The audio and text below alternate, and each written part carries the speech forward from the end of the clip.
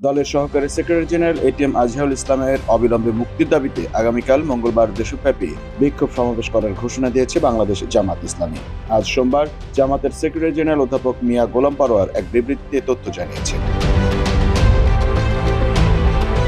বিবৃতিতে তিনি বলেন, আগামীকাল 18 ফেব্রুয়ারি জামাত ইসলামের সহকারী সেক্রেটারি জেনারেল এটিএম আজহারুল ইসলামের অবিলম্বে মুক্তির দাবিতে ঢাকা মহানগরী সহ দেশের সব মহানগরী এবং সব জেলায় শান্তিপূর্ণ বিক্ষোভ সমাবেশ ও মিছিল অনুষ্ঠিত হবে। আগামীকাল বিকাল 4টায় পল্টন মোড়ে ঢাকা মহানগর উত্তর ও দক্ষিণের উদ্যোগে আয়োজিত বিক্ষোভ সমাবেশ ও মিছিলের নেতৃত্ব দেবেন আমির জামাত ডাক্তার শফিকুর রহমান।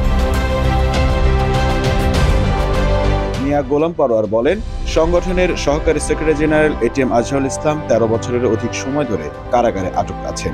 তাকে বারবার রিমান্ডে নিয়ে শারীরিক ও মানসিক নির্যাতন করা হয়েছে। তিনি বেশ কয়েকবার গুরুতর অসুস্থ হয়ে পড়েন। তাকে ন্যূনতম চিকিৎসা সেবাটুকু দেওয়া হয়নি। জামাতের শীর্ষ নেতা বলেন, দেশবাসী আশা করেছিল যে চরম জুলুম নির্যাতনের শিকার এটিএম আজহারুল ইসলাম স্বৈরাচার মুক্ত বাংলাদেশে মুক্তি লাভ করবেন, কিন্তু অন্তর্বর্তী সরকার ক্ষমতা গ্রহণের 6 মাস 9 দিন অতিবাহিত হওয়া সত্ত্বেও তাকে মুক্তি দেওয়া হয়নি। ফ্যাসিস্ট শেখ হাসিনার শাসনামলের বিচারিক কার্যক্রমসমূহ সারা বিশ্বে বিতর্কিত, প্রশ্নবিদ্ধ ও প্রত্যাখ্যাত।